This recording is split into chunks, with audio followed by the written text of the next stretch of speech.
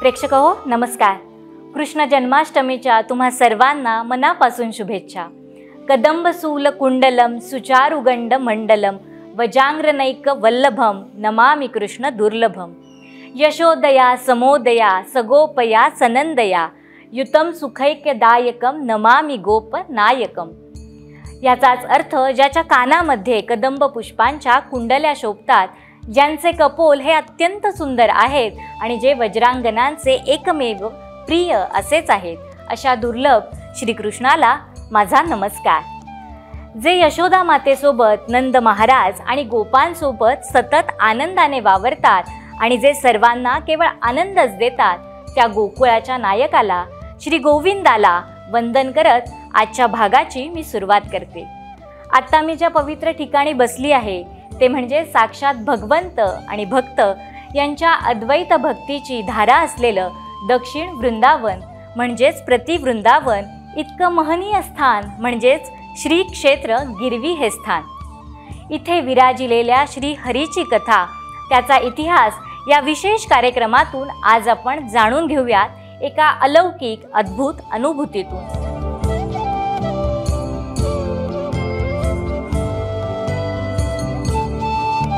या वृंदावनाचे विद्यमान उत्तराधिकारी असलेले जयंत देशपांडे आज माझ्यासोबत आहेत. नमस्कार काका, आपलं मनापासून स्वागत. जय श्रीकृष्ण. जय श्रीकृष्ण. काका, तुम्ही या वृंदावनाचे विद्यमान उत्तराधिकारी आता आहात. हे स्थान इतकं पवित्र आणि इतकं सुंदर आहे, इथे दर्शन घेऊन खूप सुंदर वाटलं. आज ह्याचीच माहिती आपण आपल्या प्रेक्षकांना देऊयात. या गिरवीचं आणि तुमचं काहीसं जवळचं नातं आहे, ते काय आहे नेमकं? या देवस्थानाचं माझं फार जवळचं नातं असं आहे की ज्यांना भगवंत प्रसन्न झाले, आणि ज्यांच्यासाठी भगवंत इथं प्रकट झाले आणि प्रकट राहिलेले आहेत, असे श्री संतश्रेष्ठ बाबुराव महाराज यांच्या घराण्यामध्ये आमचा जन्म झालेला आहे. आमची 17वी पिढी आहे आणि त्यांचे आशीर्वाद लाभले. त्यांच्या आशीर्वादानं हे सगळं मंदिराचं कार्य चालू आहे. या मंदिराचा इतिहास आहे, कथा आहे, तर ती नेमकी काय आहे ती ऐकायला आवडेल. या मंदिराला दक्षिण भारतातलं मगाशी म्हटल्याप्रमाणे वृंदावन म्हटलं जातं, कारण भगवान श्रीकृष्णांचे पाय या ठिकाणी लागलेले आहेत आणि त्यांचं हे अतिशय प्रिय आणि लाडकं आणि आवडतं ठिकाण आहे. इथे पूर्वीच्या इतिहासाप्रमाणे यशोदा मातेचं काही काळ वास्तव्य झालेलं आहे आणि भगवंताचा यशोदा मातेवरती फार जीव होता आणि तिला भेटायला ते रोज या रूपात येत असत वृंदावनातल्या. कारण भगवंतांचा आणि यशोदा मातेचा संबंध हा वृंदावनापर्यंत आला होता. पुढे ते जसे मथुरेला गेले कंसाचा वध करायला, त्यानंतर त्यांचं वृंदावनाला काही परत जाणं झालं नाही. परंतु आपल्या मातेला, प्रिय मातेला भेटण्यासाठी ते या ठिकाणी येऊन गेले. त्यांची चरणकमलं या ठिकाणी लागली आहेत आणि केवळ तसंच नाही आहे, ही तपोभूमी आहे मुळात. आणि तपोभूमी असल्यामुळं यशोदा मातेला इथे शांतता लाभली आणि तिचं इथं काही काळ वास्तव्य झालेलं आहे, असा इतिहास आहे. नंतरच्या काळातही आमचे जे संतश्रेष्ठ बाबुराव महाराज होऊन गेले पूर्वीचे, आमचे पूर्वज, ते फार मोठे कृष्ण भक्त होते आणि त्यांच्या भक्तीसाठी भगवंत इथे प्रकट झाले. त्याच रूपात प्रकट झाले वृंदावनातल्या रूपामध्ये, की जिथे ते गायींना घेऊन वनात जात आहेत, बासरी वाजवत आहेत. आणि आजही इथे 600 वर्षाचा इतिहास झालेला आहे आणि अनेक वैशिष्ट्य या स्थानाची आहेत. ही जी सुंदर मूर्ती दिसते आहे ती घडवली गेली, ती भगवंतानी सुंदर स्वतःच घडवली, पण ती कुठल्या पद्धतीत ते आम्हाला ऐकायचं. हो, नाही, जरूर सांगतो की ही जी मूर्ती आहे पूर्ण शाळीग्रामाची मूर्ती.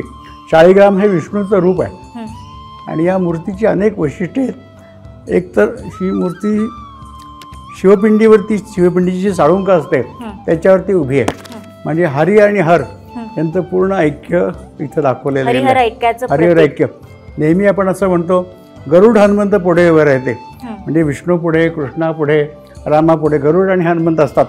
हे एकमेव स्थान असं आहे की जिथे गरुड भगवंत आहेत, हनुमंत भगवंत आहेत, नंदी भगवंत आहेत आणि शिवजी साक्षात प्रकट आहेत. त्यामुळे हे पूर्ण हरिहर ऐक्य हा एक भाग झाला. पण मूर्तीचं अनेक जी काही वैशिष्ट्ये आहेत त्यामध्ये असं आहे की भागवतामध्ये जसं वर्णन आहे आणि गर्गसंहितेत वर्णन आहे भगवंताचं कसं रूप होतं 7व्या 8व्या वर्षामध्ये, तसं त्यांनी इथं प्रकट केलेलं आहे. आणि सर्व जे अलंकार आहेत भगवंताचे ते मूर्तीतच कोरलेले आहेत. आपण जर पाहिलं इथे तर पितांबरा सकट सर्व अलंकार मूर्तीत कोरलेले आहेत. गळ्यातल्या माळा आहेत, भगवंतांच्या हाताच्या बोटावरच्या रेषा आपण बघू शकतो. इतकं ज्याला परफेक्शन म्हणता येईल किंवा इतकी ॲक्युरसी म्हणता येईल. आम्ही अनेक ठिकाणी जाणवतो, अनेक लोकही आम्हाला भेटतात, तर इतकं परफेक्शन आणि इतकी ॲक्युरेसी असलेलं त्यांना कुठे पाहायला मिळालं नाही, असा उल्लेख अनेक सत्पुरुषांनी पण केलेला आहे. मंदिरातले जे देव आहेत ते मात्र मी आणखी कुठे बघितलेले मला आठवत नाहीत. अशा प्रकारचे अत्यंत विलक्षण देव, अशा प्रकारचा या ठिकाणी देवाचं अधिष्ठान असणं हे या गावाचं भाग्य आहे. काय पुण्य त्यांच्या पूर्वजांनी केलं आणि त्यामुळे या ठिकाणी भगवंताला स्वतःला घडवून इथे बसवावं लागलं. देव स्वतःची प्रतिकृती, देव स्वतःचं स्वरूप या ठिकाणी स्वतःच येऊन ठेवून गेले आणि गेले नाही, ते या रूपाने इथे अखंड विराजित आहे. या ठिकाणी विराजमान हा परमात्मा श्रीकृष्ण प्रभू. अरे इतक्याशा छोट्याशा शालिग्रामाची पूजा सुद्धा मनुष्याला कुठच्या कुठे नेते. या ठिकाणी तर स्वयंभू असलेल्या शालिग्रामाचं भगवंतात्मक विग्रह विराजमान आहे आणि त्यामुळे याच्या महिमेला पार नाही. ही मूर्ती एका रात्रीत केली गेली आणि ती कशा पद्धतीने केली गेली ते पण मी आपल्याला निवेदन करतो की संतश्रेष्ठ बाबूराव महाराजांना एक मोठा शालिग्राम प्राप्त झाला. त्यांची साधना मोठी होती आणि त्यांची अशी इच्छा होती भगवंतांनी इथं यावं राहावं या रूपामध्ये. तर अमुक एका ठिकाणी त्यांना आदिलशहाच्या काळातला हा सगळा इतिहास आहे. आता आदेश झाले की अमुक ठिकाणी खोदाई केला असता म्हणजे प्राप्त होईल. तर त्यांना जवळपास 120 फूट जमीन खोदावी लागली. तिथं हा मोठा शालिग्राम मिळाला, अखंड एक शालिग्राम. आणि त्यांची अशी इच्छा होती की त्यातून कोरून अशी मूर्ती इथं प्रतिष्ठित करावी. पण तसे मूर्तिकार मिळणार, कारण तो म्हणायला लागला मी मूर्ती तुम्हाला घडवून देईन, पण हे रूप, हे सगळे अलंकार आणि ही अशी सगळी वैशिष्ट्य अशी हे मानवाला अशक्य आहे. तर त्यामुळे त्यांनी आता असा विचार केला थोडाफार की माझी इच्छा काही पूर्ण होत नाही, तर मी आता या देहाचा त्याग करेन म्हणून अन्य त्याग करायचा त्यांच्या मनात विचार आला. परंतु एक वृद्ध गृहस्थ येऊन म्हणाले की तुमची इच्छा पूर्ण होईल, भगवंत तुमच्यावरती कृपा करेल, तुम्ही हा विचार सोडून द्या. नंतर 2 मूर्तिकार आले आणि त्यातलं आश्चर्य म्हणजे एकाला हात नव्हते, एकाला डोळे नव्हते. हे पाहिल्यानंतर कुणालाही आश्चर्य वाटेल, पण ते म्हणते तुम्ही त्याची काळजी करू नका, आम्ही इथं बसून सांगतो की तुम्हाला कुठल्या प्रकारची मूर्ती हवी आहे आणि ती आम्ही तुम्हाला घडवून देतो. त्याला सांगता 1 महिना ते 1.5 महिना काळ लागेल, परंतु आमची अट फक्त एवढीच आहे, आम्हाला पूर्ण एकांत पाहिजे. म्हणजे ह्या 1.5 महिन्याच्या काळामध्ये 2 महिन्याच्या काळामध्ये आम्ही आमचं अन्न शिजवून खाऊ, तुम्ही आम्हाला शिधा द्या, पाणी द्या, सरपण द्या आणि जशी मूर्ती तयार होईल तशी तुम्हाला सूचना देतो, आपण दर्शन घ्यायला या. त्यामुळे हे बाबूराव महाराज आपल्या नामस्मरणामध्ये तल्लीन राहिले. अजून वेळ जायचा आहे 1.5-2 महिना. पण आश्चर्य म्हणजे दुसऱ्या दिवशी पहाटेच त्याला निरोप गेला की आपली मूर्ती तयार आहे आणि ती ही मूर्ती भगवंताची.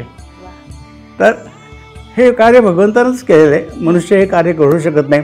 अनेक सत्पुरुष इथे येऊन गेलेले आहेत आणि त्यांचं असं वर्णन आहे की इतकं ते दिव्य आहे, अलौकिक आहे, अवर्णनीय आहे. हेच त्याचं वर्णन आहे की ते वर्णन माऊलींनी तरी करावं की एकनाथांनी करावं, आपण त्याचं वर्णनही करू शकत नाही.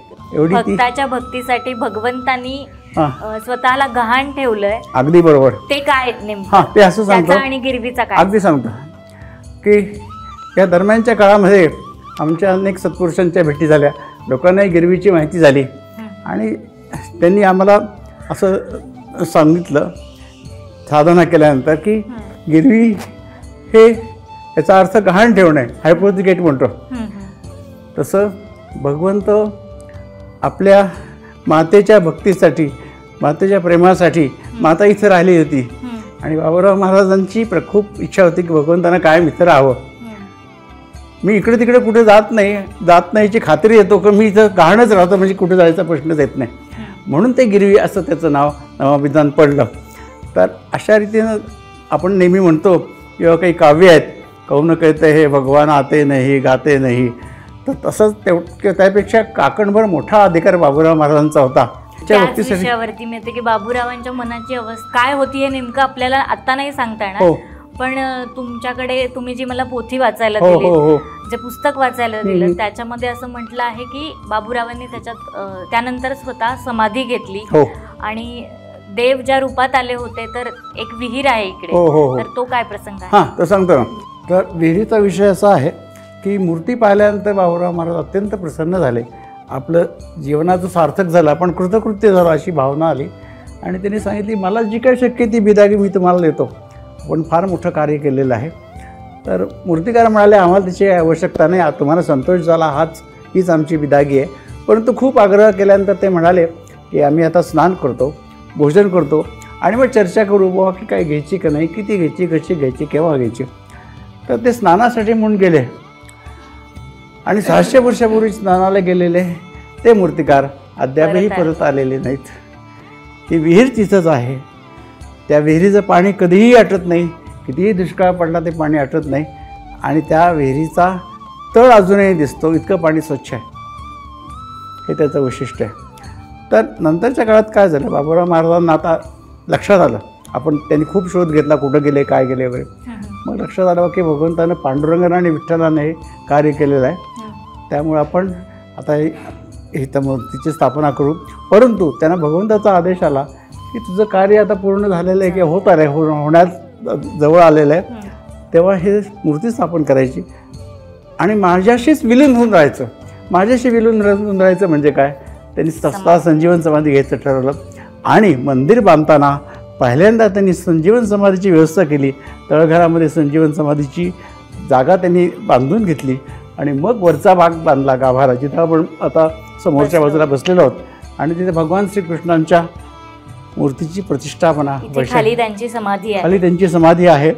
आणि हे सांगायला पण हरकत नाही, मूर्तीची प्राणप्रतिष्ठा त्याला भगवंताचे जसे आदेश मिळाले तसे वैशाखी पौर्णिमा हा दिवस अतिशय पवित्र आहे.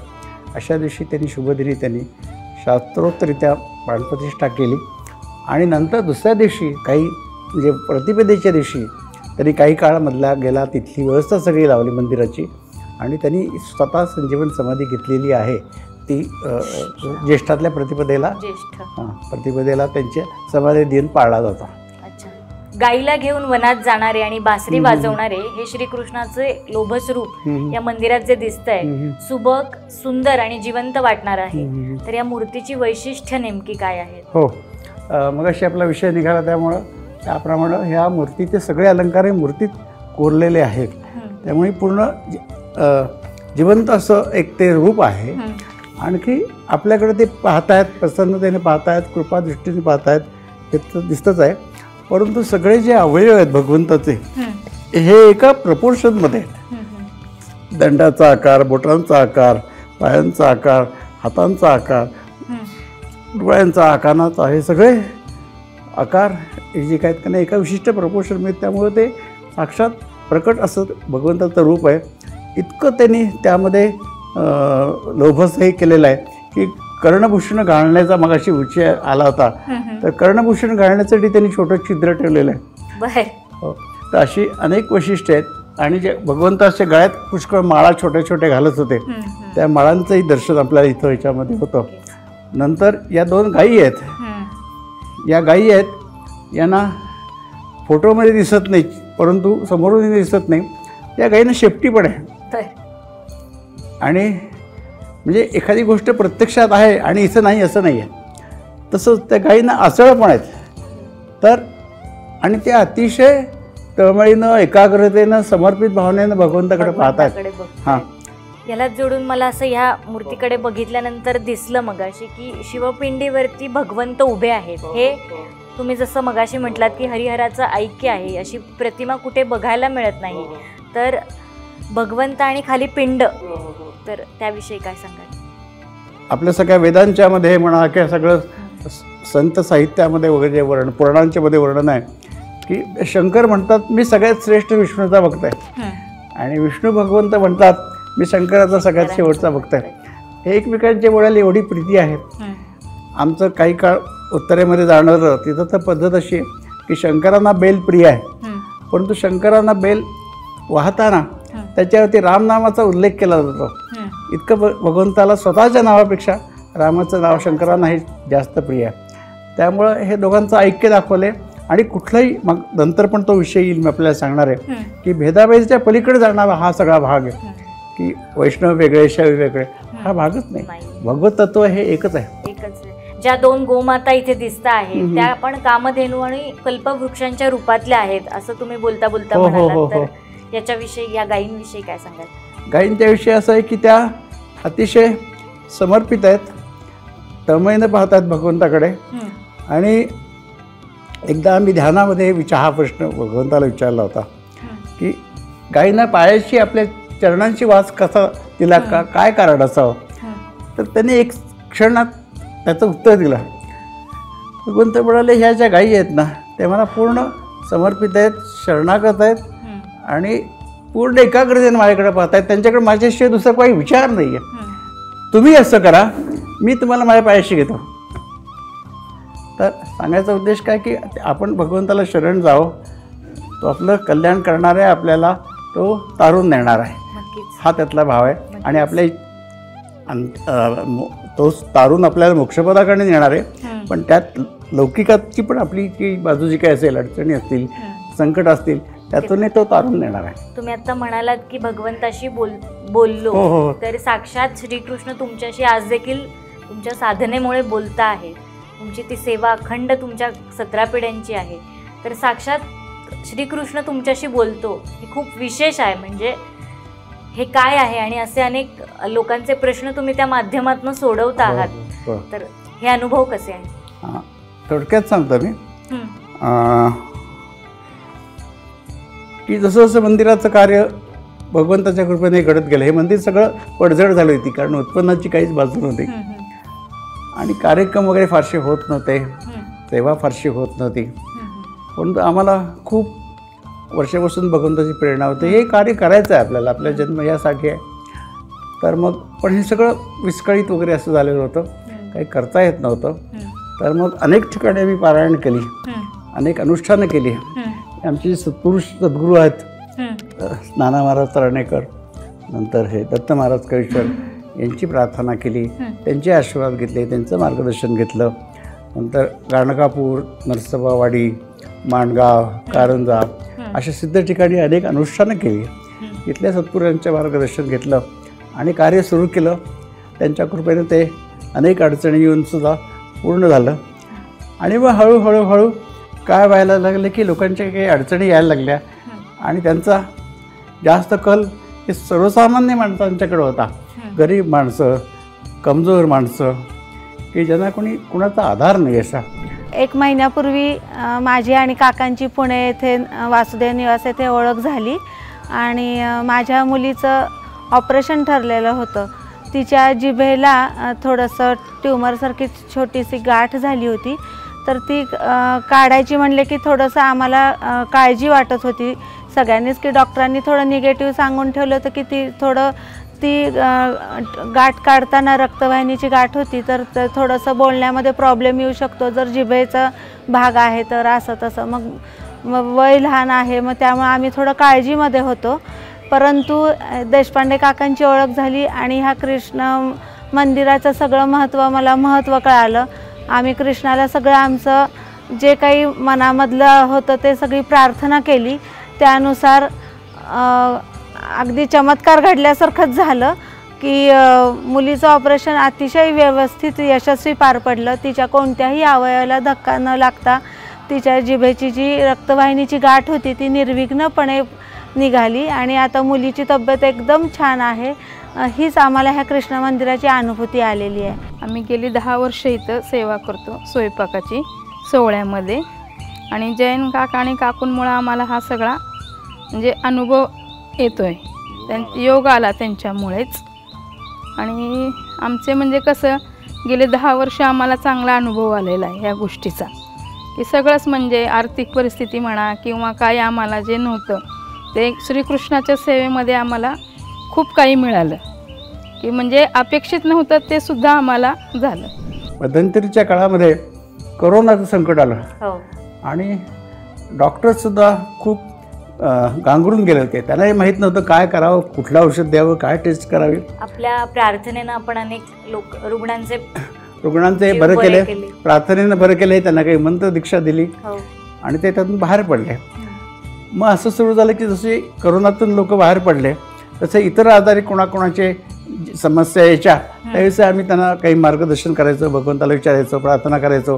ते काही आपल्याला वेदातला एखादा छोटासा मंत्र येतं, अगदी सोपा मंत्र, की साधना करायला एकही पैसा तुम्हाला पडणार नाही पण तुम्हाला यश मात्र नक्की मिळेल. अशा गोष्टी घडत गेल्या. नंतर इतरांचे काही प्रश्न, कोणाच्या नोकरीचा प्रश्न आहे, कोणाचा लग्नांचा प्रश्न आहे, असेही प्रश्न सुटत गेले. तर याच्यामध्ये हे लौकिकातल्या प्रश्नांचं उत्तर तर मिळायला लागली परंतु आध्यात्मिक प्रश्नांची पण मिळाली. जेव्हा ह्या मूर्तीकडे इथे प्रत्यक्षात आल्यानंतर मी बघायला सुरुवात केली त्यानंतर असं वाटायला लागलं की किती जास्तीत जास्त वेळ आपल्याला बघता येईल तेवढं आपण डोळ्यात साठवायला पाहिजे असं त्या मूर्तीचं रेखीव स्वरूप होतं. त्यावेळी तर काका आणि मी एकमेकाला ओळखत पण नव्हतं. जेव्हा मी ह्या मंदिरामध्ये इथं आले तेव्हा काकांनी आणि मी एकमेकाला बघितलं की ही कोण जयश्री आहे आणि कोण जयंत काका आहेत. पण इथं अतिशय प्रेमळ वातावरण आहे. येणाऱ्या प्रत्येकाला अतिशय भरभरून प्रेम दिलं जातं की जसा श्रीकृष्ण की जे निर्गुण निराकार रूप आहे पण ते सगुण साकार होऊन ह्या गिरवी गावामध्ये एका भक्तासाठी गिरवी म्हणून राहिलेला श्रीकृष्ण आहे. हा काहीतरी मागण्यासाठी मी इथं आलेली नव्हते पण माझ्यामध्ये पॉझिटिव्ह बदल हा झाला की ग्रंथ वाचनाची आवड मला सुरुवातीपासूनच होती पण मी ते केवळ वाचायची म्हणजे डोळ्यांनी वाचायची आणि मला ते काही अंशी कळायचं. पण ह्या भगवंताच्या जवळ येण्यामुळे फायदा हा झाला आहे की मला जे संतांनी लिहिलेलं आहे आणि जे संतांना वाटतं एक्झॅक्टली ते मला कळायला लागलं. अगोदर माझ्या मनाला जे वाटेल ते अर्थ कळायचे पण आता प्रत्यक्षामध्ये असं घडतंय की माऊलींना काय म्हणायचं होतं, एकनाथांना काय म्हणायचं होतं, दासबोधामध्ये रामदासांना काय म्हणायचं होतं हे मला कळायला लागलं. तर अनुभव ही अशी गोष्ट आहे ना ती शब्दामध्ये मांडता येणार नाही आहे. मुळात हा श्रीकृष्णाचा असा आहे की म्हणजे व्याप्त स्वरूप आहे. हे शब्दामध्ये बसणारं स्वरूप नाही आहे. ह्याची व्याप्ती इतकी जास्त आहे ना तसे ह्याची अनुभूती ही प्रत्येकाची वेगळी आहे. तर मला असं वाटतं की आपण माणूस म्हणून ज्या कारणासाठी इथं जन्माला आलेलो आहोत, जे आपली इच्छा आहे की पारमार्थिक प्रगती व्हावी, माणूस म्हणून आत्मस्वरूप स्वस्वरूप कळावं, तर इथे जरूर आला तर तुम्हाला स्वस्वरूपाच्या दर्शनापर्यंत हा भगवंत नेऊन सोडतो.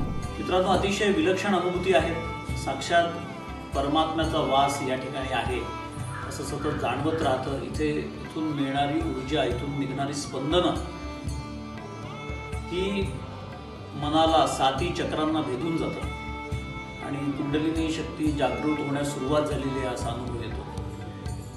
मूर्तीकडे बघितलं तर डोळ्यातनं आसू, डोळ्यातनं अश्रू, संपूर्ण शरणागतीचे भाव या ठिकाणी आपोआप जागृत होतात. एकदा काय झालं की आम्हाला आपल्यासारखेच काही चॅनलचे लोक आले ते विचारायला की हे सगळा इतिहास खरा आहे की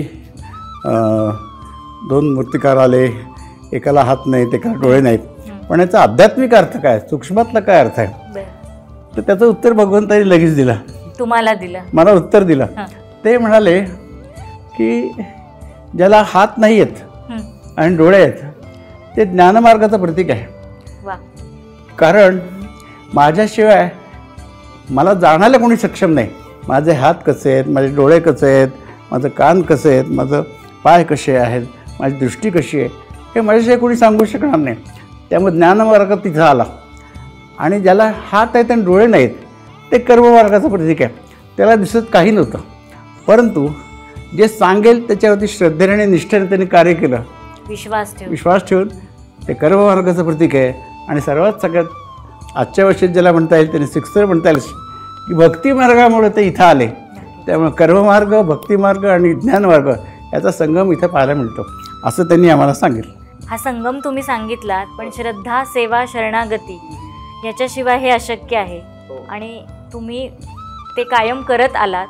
पण हा कार्यक्रम बघणारे लोक काही आध्यात्मिक आहेत. ज्या चॅनलवर आत्ता आपण ही मुलाखत देत आहात ते विश्वधर्मी कराड सर, विश्वनाथ कराड सर, त्यांचं देखील असं म्हणणं आहे की प्रत्येक गोष्टीमध्ये अध्यात्म आणि विज्ञान हे असतंच. तर ह्या सगळ्या गोष्टींमागे पण काही विज्ञान आहे असं तुम्ही सांगता. तर हे नेमकं काय आहे? इथे अनेक संशोधक येऊन गेले, त्यांनी ह्या गोष्टींवरती संशोधन केलं आहे. तर याविषयी काय सांगा? हो, जरूर सांगू. फार योग्य प्रश्न विचारलेला आहे. तर आपल्याकडे संशोधक येऊन गेले, जागतिक पातळीवर ज्यांनी संशोधन केले आणि ज्यांचं नाव आहे असे डॉक्टर राणा शुक्ला येऊन गेले इथे 4-5 वेळा. त्यांनी संशोधन केलं आणि त्यांचा स्पष्ट असा अहवाल आहे की वैश्विक ऊर्जेचं आध्यात्मिक हे केंद्र आहे. त्यामुळे इथे केलेली साधना, इथे केलेली उपासना, इथे केलेली सेवा हे निश्चित फळते आणि लोकांनी इथल्या या सगळ्या ऊर्जेचा लाभ घेऊन आत्मकल्याण साधावं. नक्कीच. I am here because of Dr. Bhagwan Narkide, who met me in Wari, invited me to do the सेवा. सेवा करने के साथ कभी कभी भगवान आपको अपने पास बुलाते हैं. That is the reason I am here. निम्बलक हमको जाना था वारी के साथ में और रात का जो स्थान वास्तव्य था वो यहाँ पर था. यहाँ रुकने के बाद ऐसा लगा जैसे मैं अपने घर आ गई हूँ. मुझे किसी ने भेजा नहीं, उन्होंने बुलाया और मैं यहाँ आई हूँ. धर्म, आस्था, विश्वास से परे एक अनुभव है जिसको कहते हैं तूने बुलाया और मैं आई हूँ. आज मैं अपनी गाड़ी में 7 लोगों के साथ आई. मन में विज्ञान से परे एक चीज़ होती है, उसे आप अनुभव करना चाहिए, उसे आपने महसूस करना चाहिए, क्योंकि इसमें कोई मीडिएटर नहीं है, कोई बीच बिचौलिया नहीं है. आप हो और हम हो. अगर आपको इस बात में थोड़ा सा भी विश्वास है तो आप गिरवी में, जहाँ भगवान को किसी ने गिरवी रखा था, आइए और उनके दर्शन कीजिए. 16 पीढ़ियों की साधना, 16 पीढ़ियों का विश्वास आपके मन को उत्तेजित करेगा, उद्भासित करेगा और मन में एक ऐसी प्रेम की गंगा बहाएगा जिसमें केवल आप होंगे और वो होगा. आमच्याकडे अनेक सत्पुरुष येत असतात, तसे जगद्गुरू शंकराचार्य करवीपीठाचे येतात. त्यांनी पण या सगळ्या गोष्टी उद्धृत एका पत्राद्वारे केल्या आहेत आणि सांगितले, लोकांना आवाहन केलं आहे की तुम्ही इथे येऊन आत्मकल्याण साधा, स्वतः अनुभूती घ्या, स्वतः अनुभूती घ्या, असा त्यांचा संदेश आहे. काका, इथं केवळ महाराष्ट्रातनंच नाही तर भारतातनं, संपूर्ण भारतातनं साधक येतात आणि असंख्य अनुभव तुमच्याकडे त्यांचे आहेत. तर काही निवडक आम्हाला अनुभव ऐकायला आवडतील. आणि हे बोलत असताना तुम्ही वारकरी संप्रदाय असेल, तिथलं तिरुपती देवस्थान असेल, रामेश्वर असेल, अयोध्येचा 1 कोटीचा जप असेल, असे असंख्य आणि अविस्मरणीय अनुभव तुमच्या गाठीशी आहेत. तर निवडक आम्हाला जरूर सांगेन. मला सांगायला आवडेल. आणखी अनुभव तर एवढे आहेत, हरी अनंत, हरिकथा अनंत म्हणतात तसे एवढे अनुभव आमच्याकडे आहेत. आणि लोकांची, खूप साधकांची मागणी आहे की ते आम्ही प्रसिद्ध करावेत, एकत्र करावेत. तर त्यात थोडक्यात मी आपल्याला कल्पना देतो की या मंदिराच्या कार्याचे सत्कार झाले, जे अनुभव आले. तिरुपतीला एक मोठा सत्कार आमचा करण्यात आला एवढ्यासाठी की तिरुपती संस्थानचे जे प्रमुख आचार्य आहेत पाठशाळेचे, ते अतिशय आजारी होते आणि त्यांची शक्यता कमी होती त्यातून बाहेर पडायची. तर त्यांना निरोप पाठवला गेला की ज्यावेळेस कळलं असं आहे की इथं प्रार्थना करू का, तर त्यांनी संमती दिली आणि सांगायला हरकत नाही की आज ते आजारातून बाहेर पडलेले आहेत. मग त्यांनी आम्हाला विशेष दर्शनासाठी तिरुपतीला बोलवलं, तिथं सत्कार केला. असे अनेक अनुभव आहेत आमच्याकडे. आळंदी देवस्थानाचा पण तुम्ही अनुभव सांगितला. आळंदी देवस्थानचा अनुभव असा की जवळपासच्या वारकऱ्यांना पण अनुभव येतो आहे. तर आम्हाला आळंदीच्या देवस्थाननं मंदिरामध्ये एक कायमस्वरूपी दवाखाना सुरू करायचा होता. त्याचं उद्घाटन आमच्या हस्ते करण्यात आलं. माऊलींच्या पालखी सोहळ्यामध्ये मी एक सेवक म्हणून सेवा देत असतो. आम्ही फलटणला आमची पालखी सेवा असताना जयंत काकांचा आमचा परिचय झाला आणि काकांनी आम्हाला गिरवीला त्या दिवशी इथे मुक्कामाला या असं आम्हाला विनंती केली. तेव्हापासून आम्ही गिरवीच्या गोपाळकृष्णाशी जोडले गेलेलो आहोत. काय मूर्तीचं या वर्णन करावं. इथे आल्यानंतर इतकी प्रसन्नतेचा आम्हाला अनुभव झाला. दर्शन हे प्रशस्ती पुण्यपुरुषा असं म्हणतात, ते इथे आम्हाला मंदिरात आल्यानंतर पूर्ण त्याचा साक्षात अनुभव आला. आणि भगवंत इतका जागृत आहे की तो भक्तांचे आध्यात्मिक आणि लौकिक दोन्ही गोष्टींचे दोन्ही मनोरथ पूर्ण करतो. याचा अनुभव आत्तापर्यंत खूपदा आलेला आहे. इथे आल्यानंतर आम्हाला खूप एक वैश्विक ऊर्जेचं केंद्र असं म्हणता येईल. इथे आल्यानंतर आम्हाला खूप पॉझिटिव्ह एनर्जी मिळतेच आणि काकांचं आम्हाला प्रेमही इथे मिळतं आहे. आणि इथे काकाने आत्तापर्यंत खूप प्रकारच्या सेवा अनेक भक्तांकडनं करून घेतलेल्या आहेत. रुद्राभिषेक, पवमान अभिषेक, कीर्तन सेवा, तर या सेवेत आम्हाला सहभागी होताना खूप आनंद वाटतो. भगवंत ही सेवा आमच्याकडनं अशीच करून घेऊ आणि आम्ही या सेवेशी असे जोडले राहोत ही भगवंताच्या चरणी प्रार्थना. मोठ्या मोठ्या व्यक्तींना आणि वेगवेगळ्या क्षेत्रातल्या आध्यात्मिक क्षेत्रात सुद्धा, आता उदाहरणार्थ गणेश्वर शास्त्री द्रविड म्हणून आहेत की ज्यांचा सल्ला सगळे मोठे मोठे संघटनेतले लोक घेत असतात. तर अयोध्येच्या राम मंदिराचा मुहूर्तही त्यांनीच ठरवला होता. तर अशा ठिकाणी जे काही कार्य चालू आहे ते खूप आजारी आहेत आणि त्यांचं तत्त्व असं आहे की मी डॉक्टरकडे जाणार नाही, मी औषध घेणार नाही आणि मी टेस्ट करणार नाही. आता करायचं काय, आपण हातावर हात ठेवून उपयोग नाही. तर मला खूप वाटतं आहे त्यांच्यासाठी आपण काहीतरी करावं, पण त्यांची संमती घेणं आवश्यक आहे. म्हणून मी त्यांना निरोप पाठवला की आपल्यासाठी मी गिरवीला प्रार्थना करू का. करा म्हणले. मी या ठिकाणी गेलो आहे आणि ते भगवंत साक्षात प्रकट आहेत. त्यामुळे दर एकादशीला आम्ही त्यांच्यासाठी इथे प्रार्थना करत असतो. वृषावृताः वृषाधर्माणि दधिषे वृषणस्ते वृषणं शुभो वृषावनं वृषामदाः सत्यं वृषन् वृषेदर्शि अशुभो न जगृतो वृषासंगायन्दो समरवतः विनोरायदुरो वृद्धी. आजही आपल्याकडे सकाळी जे अनुष्ठान झालं त्यात गणेश्वर शास्त्रीसाठी प्रार्थना. असंख्य डॉक्टर सकाळी आले, ते सुद्धा बोलले, त्यांचेही अनेक अनुभव आम्ही ऐकले. त्यांनी सांगितले अनुभव. हो हो.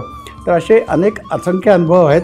रामेश्वरला आमचा सत्कार करण्यात आला एवढ्यासाठी की महिला वर्गाचा एक फार मोठा कार्यक्रम राष्ट्रीय पातळीवरती रामेश्वर जवळ धनुषकोंडी इथं आयोजित केला होता की जिथून रामानं प्रयाण केलं लंकेकडे.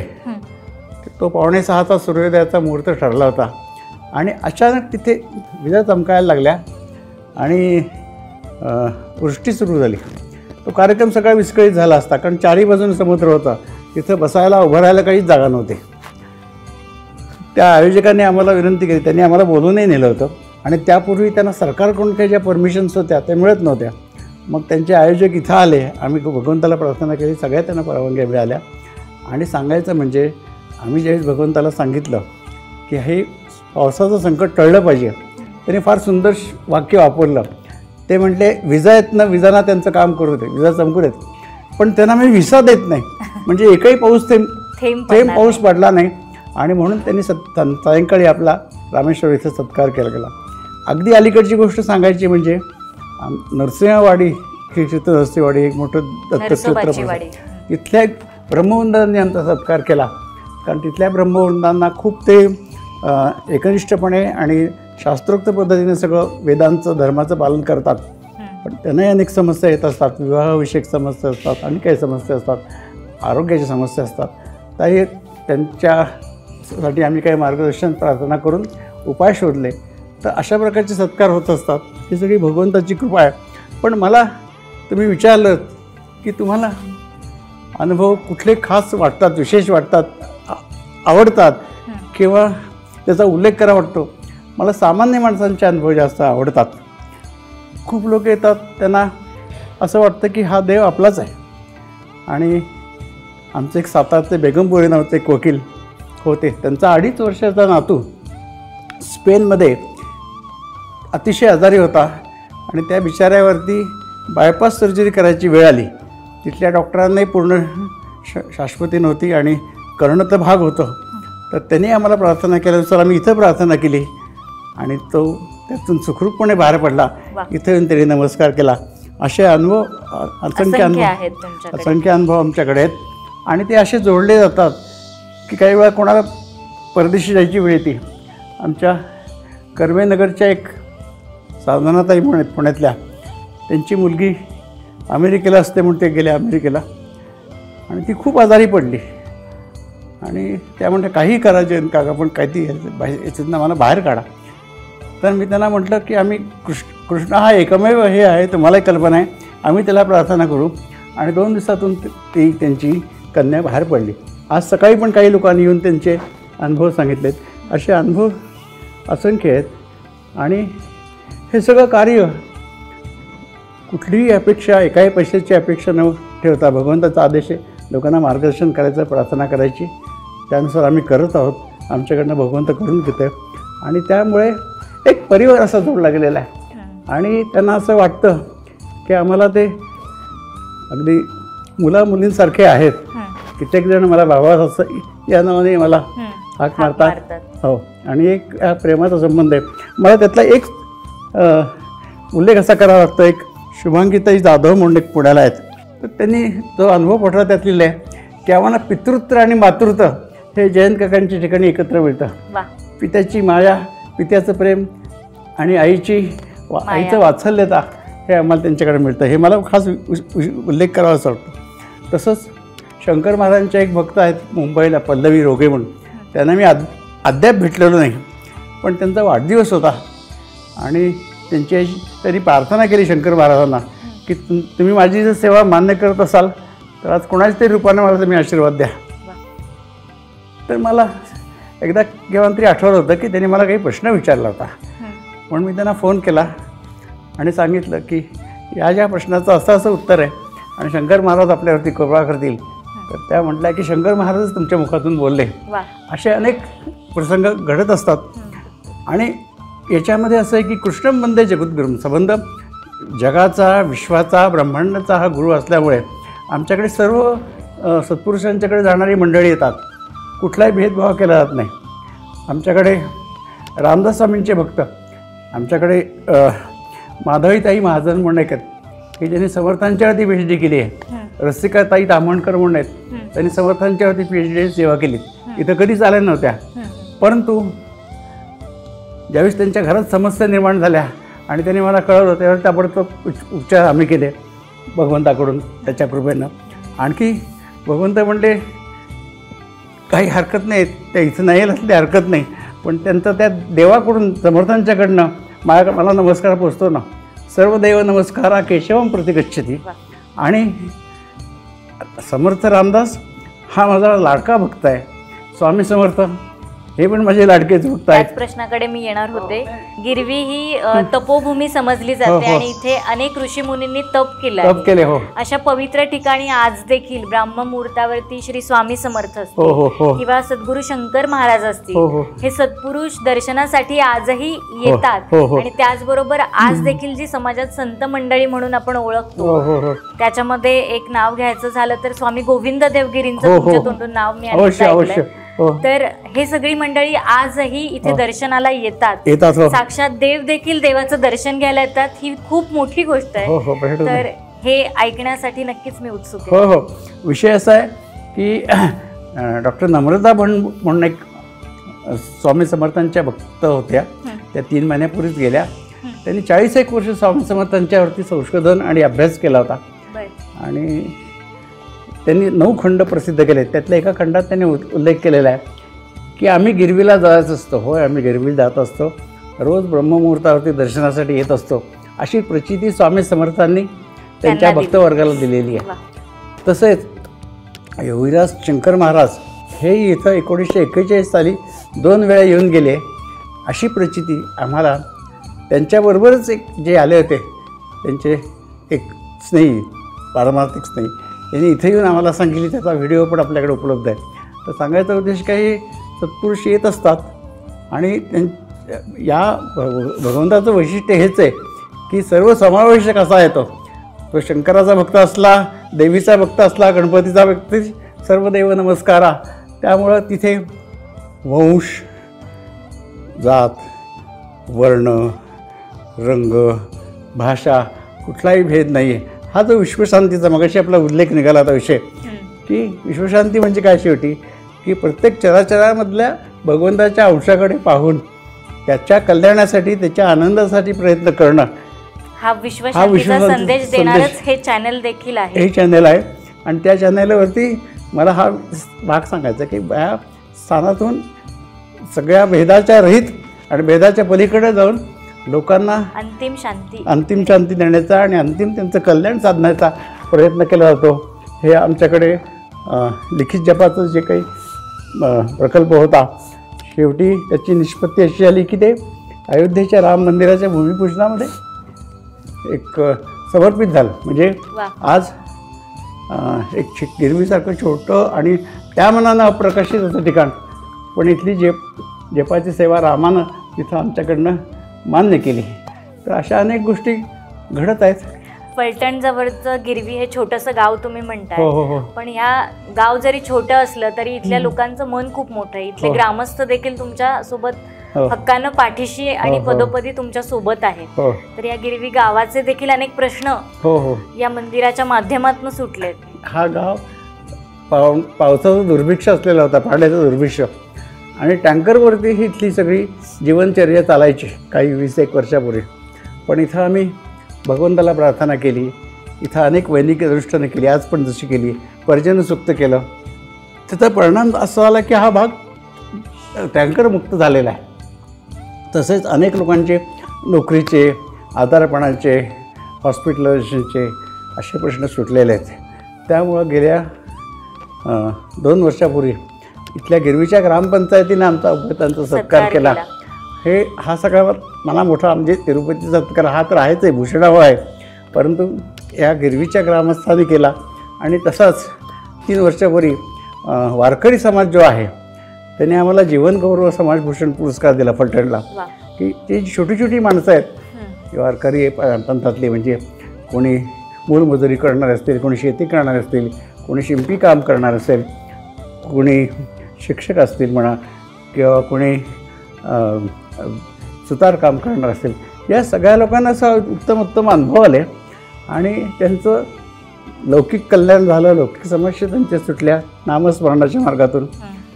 आणि त्यांचं पारमार्थिक कल्याणाच्या दृष्टीने त्यांना चांगला बिनखर्चाचा साधा सोपा सरळ उपाय आम्ही देऊन भक्तिमार्गाचा प्रचार प्रसार कसा करता येईल, तसंच भगवंताची जी गीता, भगवद्गीता म्हणा किंवा हरिपाठ म्हणा वारकरी संप्रदायातला, किंवा इथं श्रीमद भागवत सप्ताह वगैरे होतो, तर अशा मार्गाने भक्तिमार्गाचा प्रचार करायचा साधा सोपा सरळ मार्गानं हा आटोकाट प्रयत्न आम्ही करत आहोत.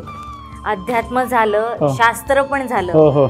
मूर्तीशास्त्रज्ञ डॉक्टर गोपम देगलूरकर सरांनी सुद्धा या मूर्तीविषयी काही म्हटलंय. हो, अगदी जरूर. त्यांचा अनुभव काय आहे? हो, देगलूरकर सर इथे येऊन गेले ते 5-6 वर्ष झाली त्याला, आणि त्यांचा एक व्हिडिओ पण आपल्या यूट्यूबवरती आहे. तर ते म्हटले मला ही मूर्ती पाहून फार आनंद वाटला. अशी मूर्ती आत्ता पण माझ्या पाहण्यात आली नाही, इतकी सुंदर आणि अलौकिक अशी मूर्ती आहे. ते खूप प्रसन्न झाले आणि त्याची काय काय वैशिष्ट्ये आहेत ती त्यांनी त्यांच्या पद्धतीनं सांगितलेली आहेत. मूर्तीची एकूण रचना पाहता ती अत्यंत प्रमाणबद्ध असून सरळ नाक, मोठे डोळे, उत्तम अशा धनुष्याकृती डोळे आहेत आणि एकूणच बाकीचं देह पाहिला तर तो प्रमाणबद्ध आणि प्रमाणबद्ध असल्यामुळं सुंदरता त्या देहाला प्राप्त झालेली आपल्याला दिसते. कलेच्या दृष्टीने विचार केला तर भाव परिपोष व्हायला हवा असतो, तेव्हा ती कला उत्तम समजली जाते आणि तशी भावपोषाची कला यात निर्माण झालेली आपल्याला दिसते. अंगावरचे दागिने अगदी मत्स्याकृती, कानातली कुंडल, पादांगद, वनमाला आणि गळ्यातला हार ज्याला आम्ही पद्महार म्हणतो, असा सगळा अंगद, बाहुतले हे सगळे अशा पद्धतीनं कोरलेले आहेत बारकाईने की ते भगवंताच्या करताच तयार केलेले दागिने आहेत विशेष रूपाने असं वाटावं. असं एकूण या मुरलीधराचं पाहिलं म्हणजे साधीच दिनाचे मन प्रसन्न होतं. तर असे अनेक अनुभव आहेत की म्हणजे मोठे मोठी सत्पुरुष इथे येऊन गेले. आता एक अलीकडचाच एक विषय असा आहे की विश्वप्रसन्न भारती म्हणून उडुपीचे आहेत की ज्यांनी अयोध्येच्या राम मंदिराच्या प्राणप्रतिष्ठेचं प्रत्यक्ष काम त्यांच्या हातून झालेलं आहे. ते आपल्याकडे आले ते हो, आणि त्याने सांगितलं की मेरे को अभी पता चला, नाही तर पहिले आ जाता था या दर्शन केली. तर तेच थोडंसं आता लोकांना हळूहळू माहिती होती आहे आणि आपल्या या विश्व शांतीच्या चॅनलच्या माध्यमातून अनेक लोकांना त्याची माहिती होईल आणि अनेक साधक इथे येतील दर्शनाला. हो, साधक येतील, त्यांचं कल्याण होईल. हा सगळा प्रयत्न हा 600 वर्षांचा इतका मोठा प्रदीर्घ प्रवास आहे.